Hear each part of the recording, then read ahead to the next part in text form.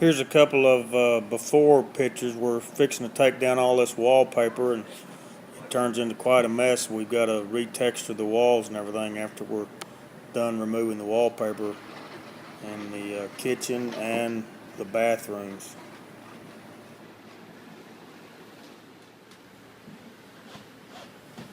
I've got a couple of these Wagner steamers that work amazingly well getting this wallpaper off the walls.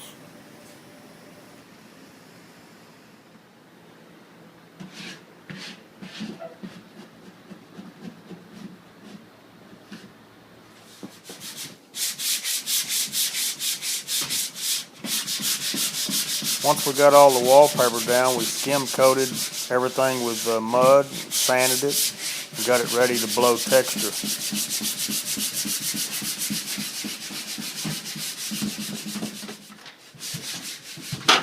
Looks like you're doing something.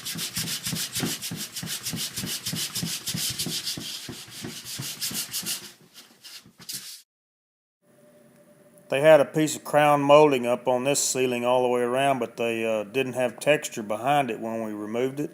So we just blew a little strip of acoustic all the way around this room.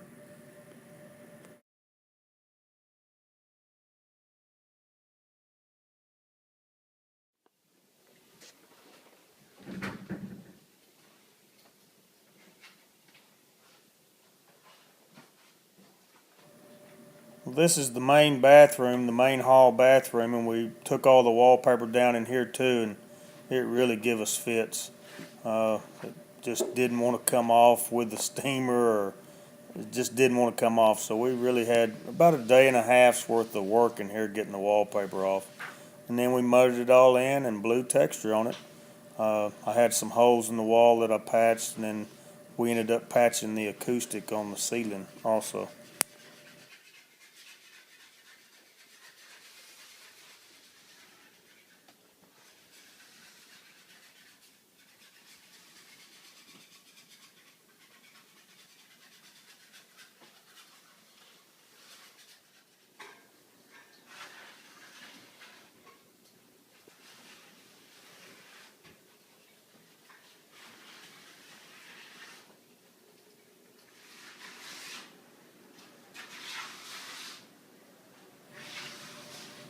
Here in the living room, we had a large exposed beam and a really nice painting down on one end of the living room, and I had to mask all that off with blue tape and paper. I was worried about it taking the finish off that beam, but it didn't, and I had to spray paint that ceiling.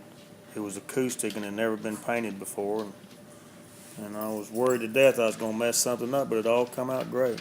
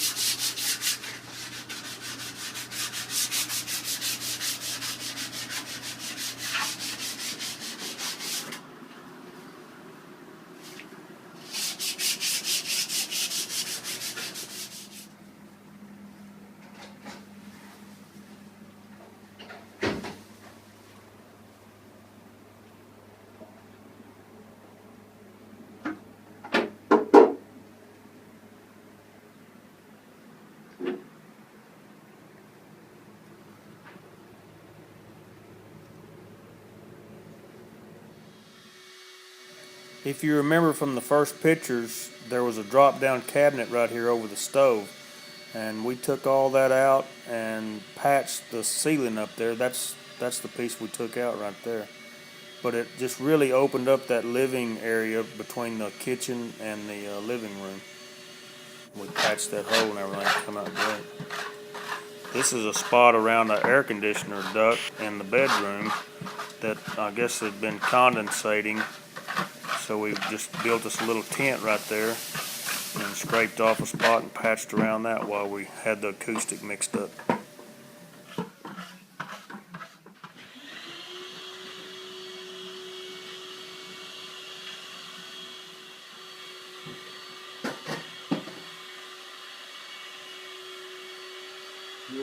a little wider in there? Because that big one's taking up a lot of room. Here's the finished ceiling after we blew the texture. We took down that cabinet. I've still got this end of the cabinet I got to fix. So I'm going to sand it down, and then we still got a texture at the end of this column right here. But I'm going to sand down that end of that cabinet and try to match the stain just on that one end instead of trying to match it right there in the middle of that seam where that old cabinet was sitting at. I took some wide masking paper and masked off that column. We got to blow texture on it. I got the cabinet all sanded down on the end, but we've got to do the texture and the painting work first.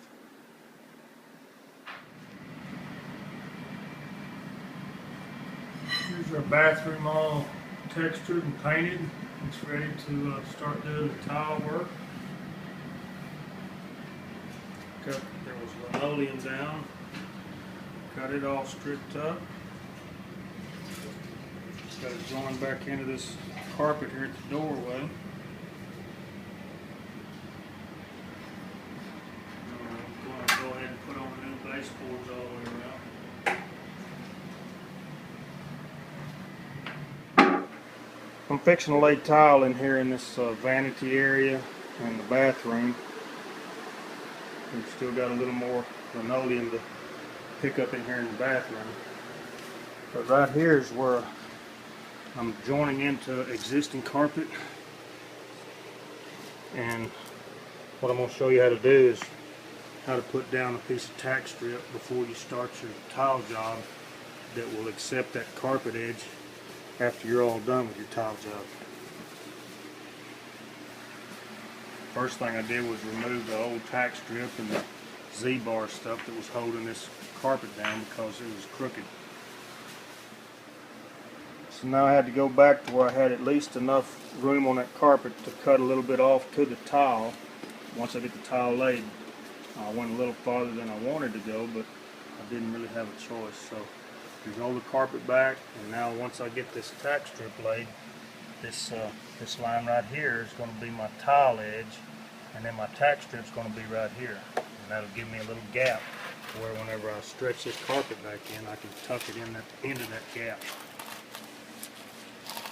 And then because this was already anchored down in the past with tack strip and that little piece of Z-bar, the concrete is very broken underneath it, so it's almost impossible to drive more nails in this new piece of tack strip.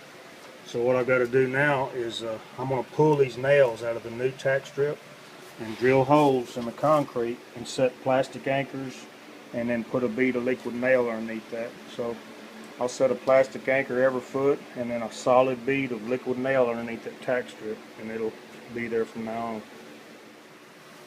This box ain't in the way. You see a hole? And what we're doing with this piece of tile here, it's exactly 1/4 of an inch. So we're using this as a spacer to attach this tack strip down. Here's my chalk box line for my tile.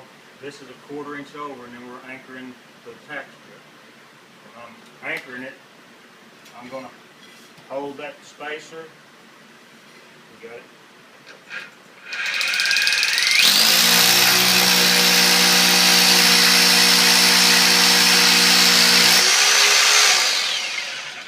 Take you a good hammer drill, drill your holes, set you some plastic anchors, and then you just barely start all those screws. And once you get your screws started, with your tack strip still off the concrete, take and run you a good bead of liquid nail underneath it. And then everything will be lined up, and then you just suck the screws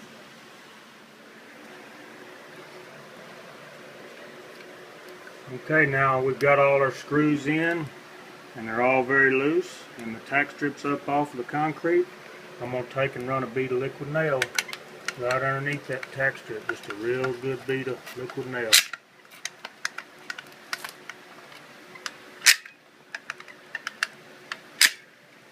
Hold up on there.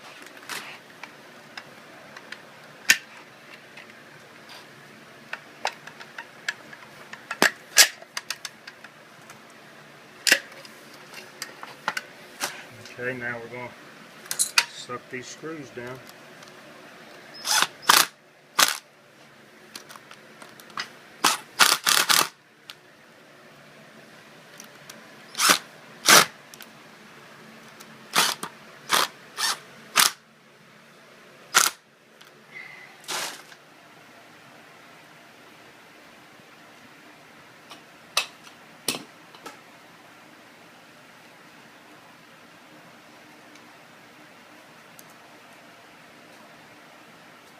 So when you get all done with your tile, you're going to cut it off using your tile as a straight edge.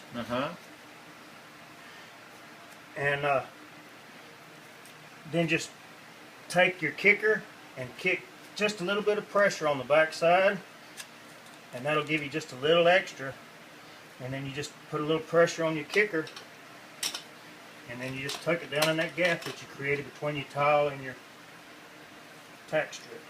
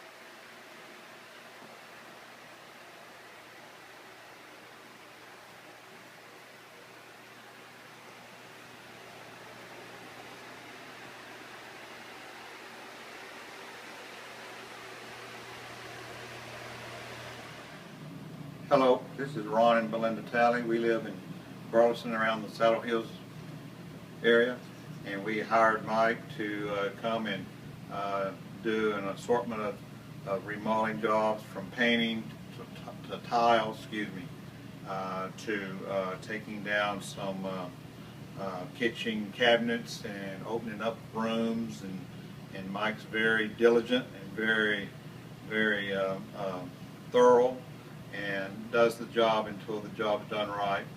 And he has very good hands, and what I appreciate about it is being able to leave him unsupervised and let me do the work and not have to hang around and keep an eye on him. But very honest and very professional. very professional, and well worth the money we spent.